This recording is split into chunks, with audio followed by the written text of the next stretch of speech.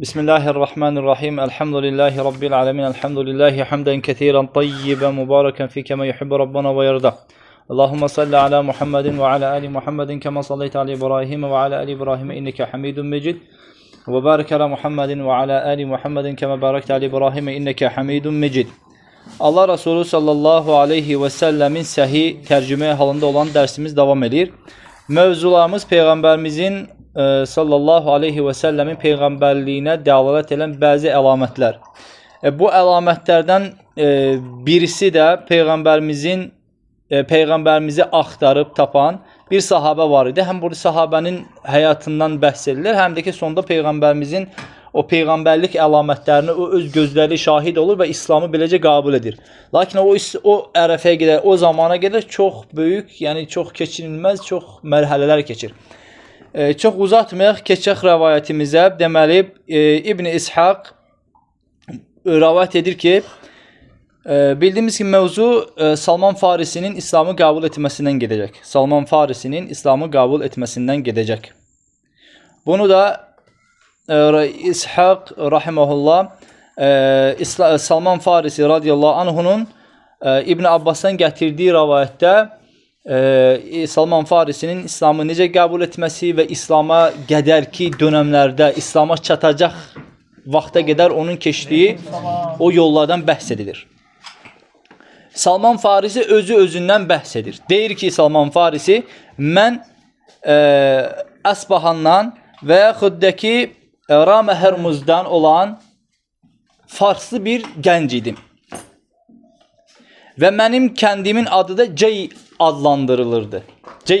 Cey olaraq adlandırılır. Yəni mən farslı, Əsbahan yerdən və olan və yaxud da ki Ramə Hərmuzdan və kəndimizin də adı Cey idi. İndiki yer, məsəl üçün indiki Farsda İran o tərəflər qəsd olunur.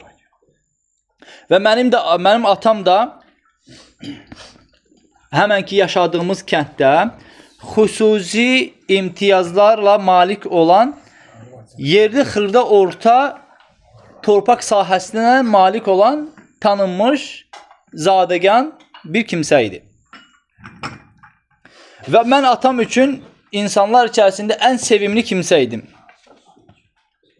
Və bu sevgidən dolayı, atamın mənə duyduğu bu sevgidən dolayı bir kimsənin öz kənizini, qulunu evdə həbs etdiyi kimi məni də öz evdə həbs edib çölə bayıra çıxmağa, insanlara qarışmağa qoymaz idi. Bu Salman Farisi devam edir ki,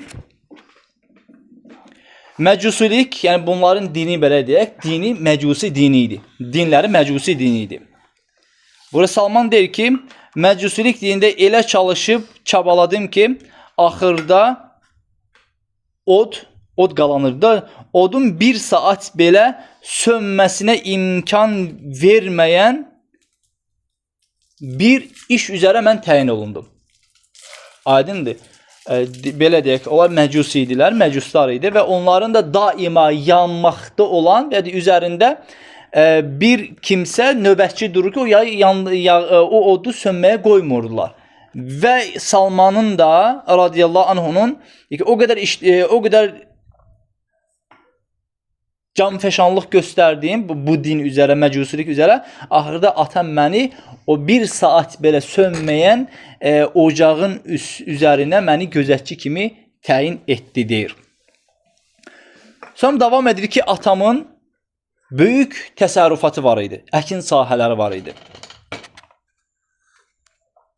Günlərin bir günü orada, yəni həmən ki əkin sahələrinə getmir, o bir başqa yerdə bir ev tikməklə məşğul olurdu.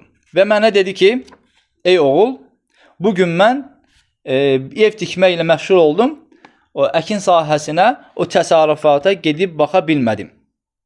Sən ora get, ondan mənə xəbər gətir. Və sən yubanıb gecikmə ki, gözüm sənin üzərində qalmasın.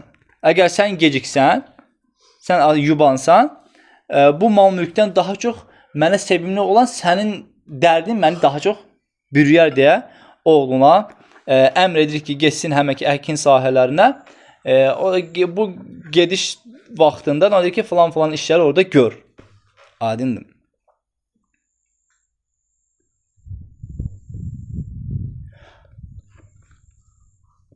Sonra Salman der ki, فَخَرَجْتُ أُرِيدُ ضَيْعَتَهُ الَّتِي بَعَثَنِي إِلَيْهِ. Mən də atamın mənə göndərdiyi o təsərrüfatın arxasınca getdim. Yol gedərkən bir kilisenin yanından keçdim. Burada yəni Nasranilərin, Xaçpərəstlərin kilisəsi idi. Onların orada dua etdiklərini və ya ki namaz qıldıqlarını şahid oldum, eşitdim. Və atamın məni evdə həbs etməyindən, kölə bayrağı buraxmamağından, insanların bayırda nə işlərlə məşğul olduqlarının bir xəbər idim. Və o qədər evdə olub ki, çölə çıxmayıb, öz ətrafında olan heç bir şeydən xəbəri olmayıb. Bu keçdiyi kilisenin yanından keçməsi və onların orada və dua və yaxud da namaz qılması ona təəccüblü gəlir. O artıq atasının onu göndərdiyi o işdən yayınır. Atasının onu göndərdiyi işdən yayınır. Atasının buyurduğu işin arxasınca getmir. Və der ki, onların dua etmələri mənim xoşuma gəlir. Çünki bu Salman Farisi mövzumuzun əvvəlində dedik ki, o məcusilikdə belə canfəşanlıq göstərən bir kimsə idi. Yəni belə çıxır ki, o bir şeyin haqqı axtarmaq, bir şey əslinə varmaq kimi bir özəlliyə malik olan bir sahabə idi. Çünki daima din axtarışında, nəsə bir yenilik axtarışında olan bir kimsə idi. Elə bu səbəbdən dolayı o kilisədə olan insanların namaz qılması və yaxud da dua etməsi onu təəccübləndirir. Hətta atasına o qədər bağlı və atasının o qədər bağlı olmasını unudaraq, atasının işini, buyurduğunu unudaraq ora daxil olur.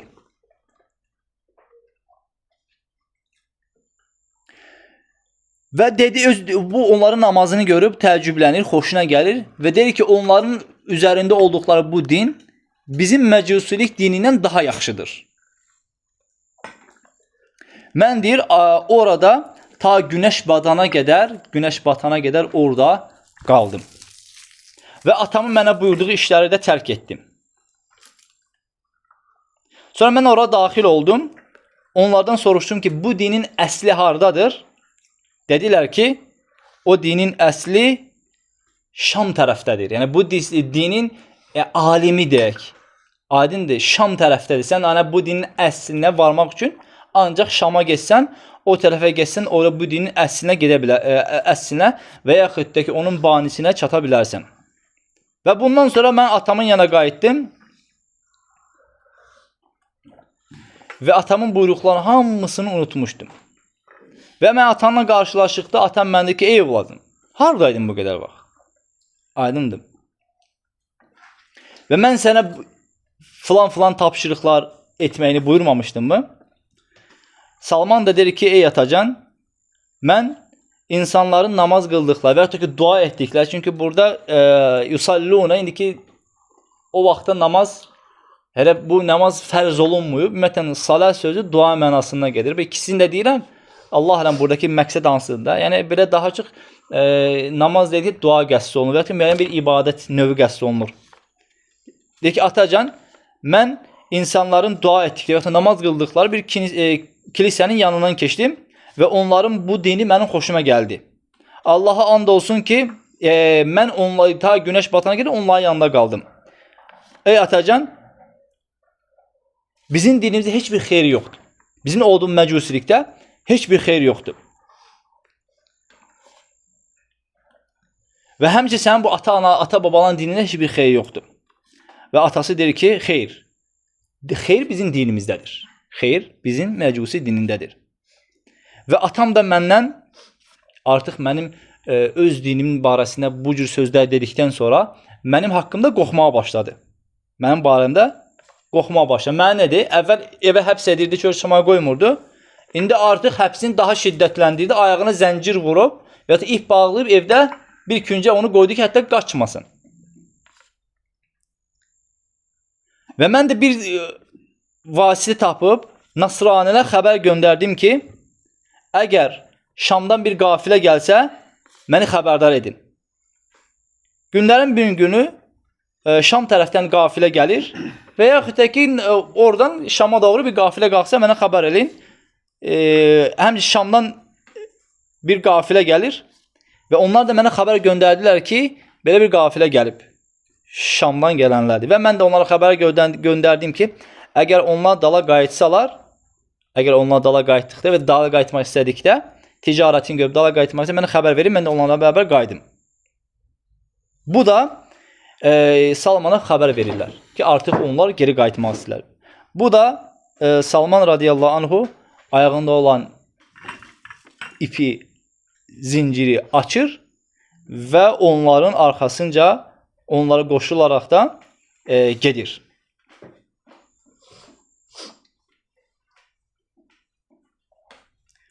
Mən ora vardıqda soruşdum ki, burada bu Nasrani dinin ən mötəbər alimi kimdir? Yəni mən bu dini axtarmaq, araşdırmaq istəyirəm. Kimin yanına getməliyəm? Dedilər ki, sən orada Əl-Əsqafil kənisəyə gedə bilərsən. O da yəni kilisədə yepiskop və yaxud da baş keşişdir. Onun yanına gedib bu din barəsində soruşa bilərsən. Bu Salman Farisinin öz dinindən sonraki ikinci axtarış üçün birinci axtarış üçün Şama getdiyi ilk insan idi ki, orada başqa bir din sahibi ilə qarşılaşır. Bu birinci səfər idi onun. Salman davam edir ki, mən onun yanına getdim və ona dedim ki, mən sənin bu dinin, yəni sizin olduğunuz bu dini sevirəm.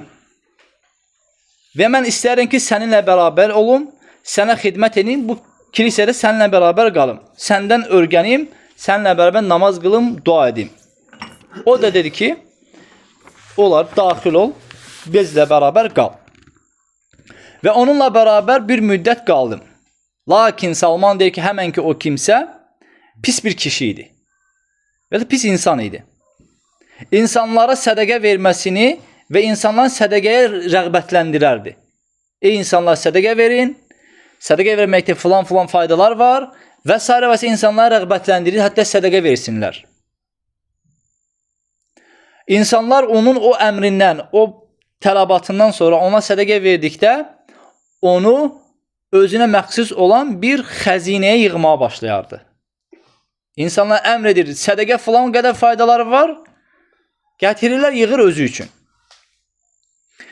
Hətta özü ilə bər 7 böyük küp dolusu 7 dənə küp dolusu qızıl və gümüş pullar yığıb doldurdu. Və bu halına mən ona çox nifrət etməyə başladım. Halbuki mən bunu ilk dini sevdiyindən dolayı bunun yana gəlmişdim. Lakin onun bu halı məni ondan soyutdu. Bir müddət keçdikdən sonra artıq o insan dünyasını dəyişdi. İnsanlar elə Nasrana yığışaraq onu dəfn etmək istəyirlər. Və mən insanlara dedim ki, hansı ki mən o insanın yanındaydım. Onun girişini, çıxışını, duruşunu, oturuşunu, nə yiyib, nə içdiyini, gətirdiyini, xərclərini mən daha yaxşı bilirəm, deyir Salman Farisi. İnsanlara dedim. Halbuki insanlar onu daha yaxşı tanıyırlar. İstədilər ki, onu dəfn eləsinlər, gözəl bir təmtəraqlı şəkildə. Və mən insanlara dedim ki, o insan çox bir pis insan idi. O sizlərə sədəqə vermənizi rəğbətləndirər, lakin siz sədəqə gətirdikdə onu miskinlərə, ehtiyac sahiblərə vermədən özü üçün yığardı. İnsanlar ona deyirlər ki, bu barə sənə elm hardandır? Yəni bizi dediyin barəsində bizi məlumatlandırır ki, hətta sənə inanaq. Və mən ona dedim ki, mən sizi onun yığıb saxladığı o 4-7 küpü qızılı sizi göstərəcəm. Salman Farisi onlara həmən ki onların yığdığı, o yığıb saxladığı, doldurduğu 7 böyük küpü göstərir və onlar da deyirlər ki, heç vaxt biz bu kimsəni təmtəraqlı şəkildə dəfn etməyəcək. Onu oradan asıb, onu daşqalaq edəcək deyə, hətta özü üçün və ya ki sonra gələn insanlar üçün ibrət olsun. Bir müddət sezon onun yerinə başqa bir kimsəni gətirirlər. Həmən ki o kənisəyə başqa bir kimsəni gətirirlər. Və Salman da deyir ki, insanlar içərisində, yəni o insan namaz qılmırdı. Namaz qılmadan insanlar içərisində ondan daha gözəl, dünyadan daha tərk-ü dünya olan, xeyirlərə daha çox rəğbətli, gecələri daha ibadətə keçən ikinci bir kimsəni görmədim. Aydındır. Birincisi ama başqa cür idi. Bu ikincisi ama yaxşıdır. Amma namaz qılmırdı. Yəni bizim bildiyimiz namazı qılmırdı və onun bildiyi dua etmirdi. Lakin başqa işlərdə daha üstün idi. Və mən dedi ki, Salman onu olduqca çox sevməyə başladım. Və bu sevgi mənim onun yanında çox uzun müddət qalmağa vadar etdi. Artıq onun ölümü çatdıqda və ona dedim: mən bir müddət səninlə bərabər qaldım. Və mən səni başqalarını sevməyəcək qədər çox sevdim. Artıq sənə Allah Taala'nın təyin etmiş ölüm vaxtı gəlmişdir. Və mənə nəyi tövsiyə edirsən? Və mənə əmrlərin nələrdir? O da deyir ki, ya buna ya evladım, Allah'a and olsun, bugün bizim dinimiz üzərə, yəni bizim olduğumuz bu din üzərə olan çox insanlar yoxdur. Artıq insanlar dinlərini dəyişmişlər. Onlar olduqları, o bildikləri, etdikləri, etiqad etdikləri çox şeyləri tərk ediblər. Lakin Mosildə bir kişi istisnadır. O da İraqın şimalında yerləşən tarixi bir yer adıdır. Mosul. İndiki adı da Mosul'da. Bu bizim Mosul yox. O İraqın şimalında yerləşən tarixi bir məkandır. Bir kişi var, o ancaq o Mosul'dadır. Geç onun yanına, ondan bu bizim dinimizin əslini ondan öyrənə bilərsən. Salman davam edir ki, o insan həmən ki o özünün kilisəsində olan insan öldükdən sonra mən Mosula doğru yola çıxdım. Və ora çatdım. Həmən ki o kimsənin, ölən kimsənin mənə bildirdiyi o kimsənin yanına. Dedim ki, ey filan kəs.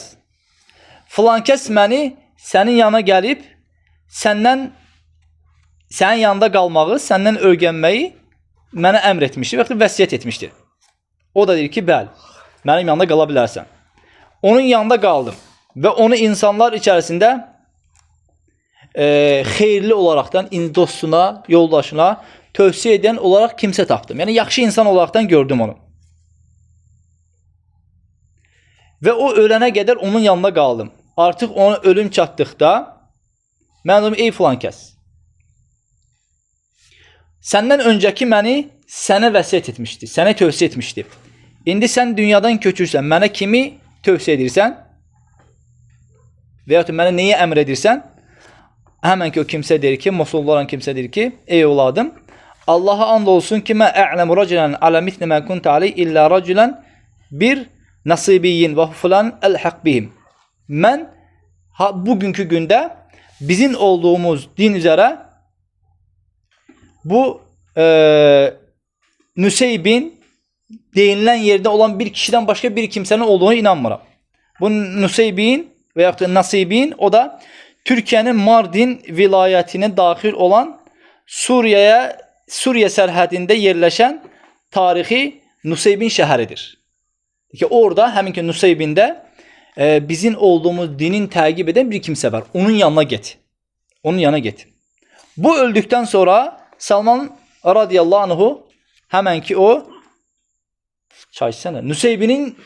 Nuseybində olan həmənki kimsənin yanına gedir.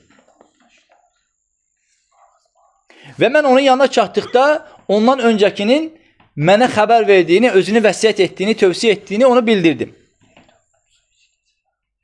O da dedi ki, bəli, mənim yanında qala bilərsən. Mən də onun yanında qaldım. Və mən də onu insanlar içərisində dostuna, yoldaşına kömək edən xeyirli bir insan olaraqdan gördüm. Allah'a and olsun ki, o ölənə qədər onun yanında qaldım. Aydın, bu Salman radiyallahu anh getdiyi üçüncü kimsə idi.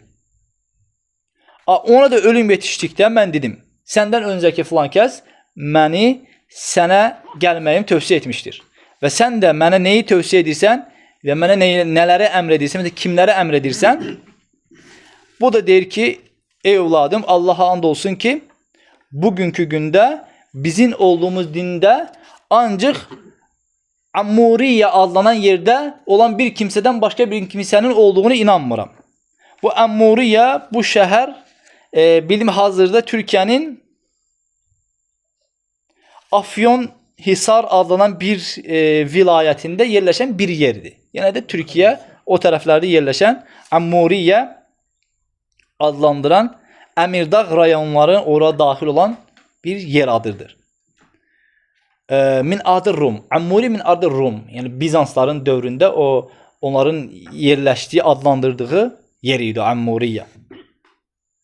Ora geçsən, orada bizim dinimizdə olan bir kimsəni tapacaqsan. Və mən də onun yanına getdim, həmən ki Ammuriyə, və mənə də ondan öncəkinin xəbər verdiklərini ona xəbər verdim. O dedi, bəli, mənim yanımda qala bilərsən. Və mən də onun yanında qaldım və insanlar içərisində də onu çox xeyirxah, dostlarına qarşı çox mülayim və xeyir istəyən onun kimsə olaraqdan gördüm. Və mən orada o müddətdə çox sayda inəklər və qoyunlar kəsb etdim, qazandım. Sonra həmən ki kimsəyə yeni ölüm gəlir. Həmən kimsəyə ölüm gəlir, ölüm yetişir. Və ölüm yatağında olundu ki, ey filan kəs, məni sənə filan kəs tövsiyə etmişdi, sənin yanına gəlim. İndi sən mənə kimi tövsiyə edirsən və mənə kimin yana getməyə əmr edirsən?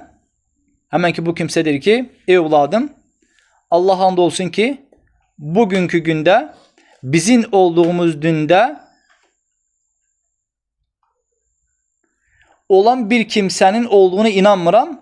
Lakin ərəblərdə artıq çıxacaq, İbrahim dinindən çıxacaq Peyğəmbərin çıxış vaxtı yaxınlaşıb.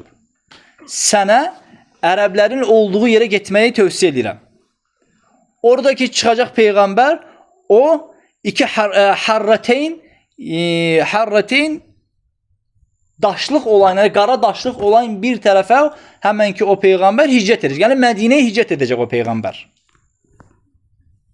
Və o çıxdığı və hicrət etdiyi yer arasında uzadı xurma bağları vardır.